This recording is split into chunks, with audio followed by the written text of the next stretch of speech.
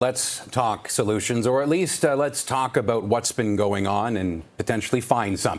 With all the passengers caught up in the middle, let's bring in Martin Firestone, president of Travel Secure Incorporated, a Toronto travel insurance brokerage. Martin, we do appreciate your time. I guess from the standpoint of from people that work in the the travel business, is this a good time to be reminding people about insurance?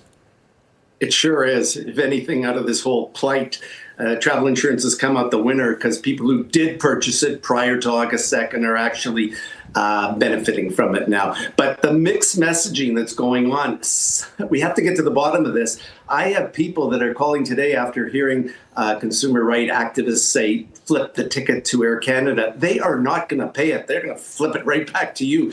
Bottom line, tickets that were $350 last week are now going for over $2,000. And sadly, people who are out of the country have no choice but to buy that. And they're thinking they're going to get reimbursed by Air Canada. Absolutely not. You're getting the refund of your ticket that you had with them, maybe an opportunity to get a competitive flight through them, but they have to be booking it, not you. And this is a real mix-up, however the messaging is going on.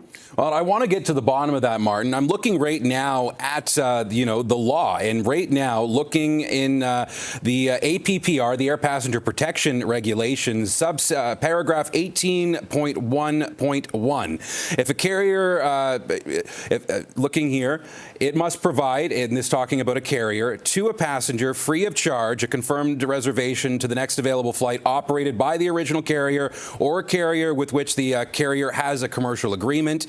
And this must be done within 48 hours of the initial departure time on the ticket. It then goes on to say, continuing in 1.1, that if there is no departing flight from a partner carrier within 48 hours, failing that, on the next available flight operated by any competitor with whom Air Canada has no interline agreement.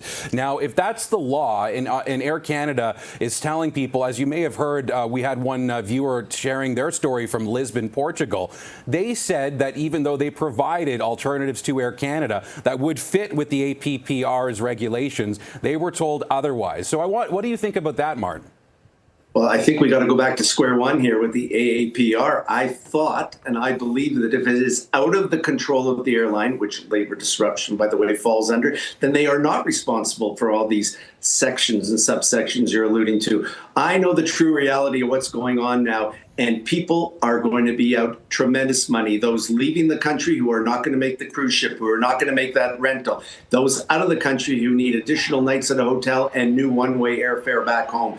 It's a mess, and I don't know why the mixed messaging is going on, but the bottom line is they're not going to get back their monies, and the sooner they know it, the better. So if there is this confusion potentially about what people are entitled to under the law, I know there's a difference in terms of compensation if it's outside or within the carrier's control. But disregarding that, I want to think maybe a little bit more about what you would tell people who are in a little bit of a quandary and quagmire of figuring out their way home right now. What would you tell them if they don't have insurance? Are they basically SOL? They are. The bottom line is, if you're out of the country, you just need to get back. So buy any ticket you can. Also, take the refund from Air Canada. I don't buy the fact that you're letting them off the hook. Honestly, there is no hook. They are not going to pay for more than they have to. And you got to get back home. You may have work. You may have medical appointments. You may have lots of things going on. And for the ones going, if you don't want to walk away from $10,000 that you put on a cruise or tour guides, you got to get out, find the quickest ticket to get out. But you know, the sad part is I don't think they're going to find that ticket. I think people are going to be walking away from thousands of dollars. Every day is another 150,000 people. There is no way 500,000 people are going to small claims court with their receipt that they bought a Porter airline ticket or a WestJet ticket, and I want the money. So I just looking right now to confirm, looking at the APPR, that I did read from the section for outside the carrier's control. I want to make sure people at home know that what I said and quoted from the APPR is the current situation for many passengers out there. That being said, I think you were rather poignant in saying that people should maybe not be expecting to get their money back because there's hundreds of thousands of them at the same time all asking the air carrier for the same thing, get me home. So ultimately, that's just too much. Yeah, I mean, the true reality is what I'm telling. The other side of it is maybe anger and resentment on Air Canada or corporations in general. But honestly, there will be nothing other than the refund of your airfare, and go stand in line with the Canadian Transport Association or anything else. It's going to be a long haul, and you're basically going to have nothing. Martin, I very much appreciate your time. I'm sure there's people out there disappointed that you're saying they may not be getting anything back potentially, but ultimately I want people to know what they should know, and we appreciate having your expertise on the show today. My pleasure. Thank you for having me.